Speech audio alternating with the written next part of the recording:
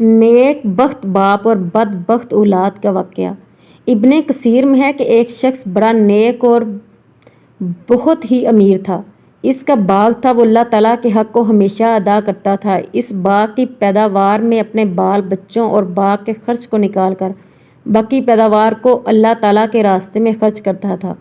اس لیے اللہ تعالیٰ نے اس کے مال میں بڑی برکت دے رکھی تھی۔ اس کے انتقال کے بعد جب اس باغ کی وراثت اس کی اولاد کو ملی تو باپ کے اس خرچ کا حساب کیا تو بہت ٹھہرا۔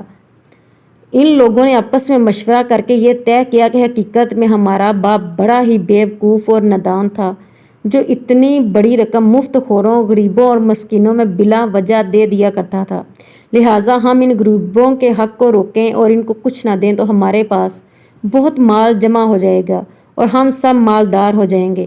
جب یہ مشورے لے کر چکے اور باغ کے پھل پک گئے اور کھیتی تیار ہو گئی تو رات ہی کو ان لوگوں نے قسمیں کھائیں کہ صبح ہونے سے پہلے پہلے رات کے وقت چلو اور رات کو پھل توڑ لاؤ تاکہ کسی کو خبر نہ ہونے پائے۔ چلتے وقت پچھلی رات کو ایک دوسرے کو جگاؤ اور چپکے چپکے دبے پاؤں چلو تاکہ غریبوں کو خبر نہ ہونے پائے کہ آج پھلوں کو توڑنے کا دن ہے، ورنہ اپنے باپ کے دستور کے مطابق مجبوراً کچھ نہ کچھ دینا ہی پڑے گا۔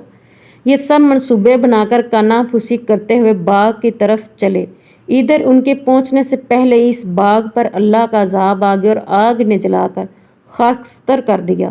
وہ وہاں کوئی درخت نہ رہا اور نہ ہی سرسبز لہلہاتی کھیتیاں رہیں، نہ پھل پھول رہے سوائے راکھ کے جلتے جھلستے ڈھیروں کے سوا کچھ نہ تھا۔ ایسا علم ہوتا تھا کہ کبھی یہاں باغ تھا ہی نہیں۔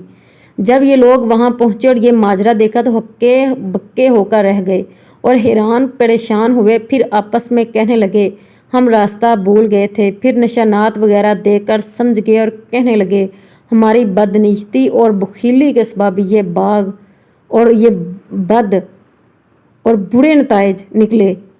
اپنی غلطی کا اعتراف کرتے ہیں اور ایک دوسرے کو ملامت کرتے رہے۔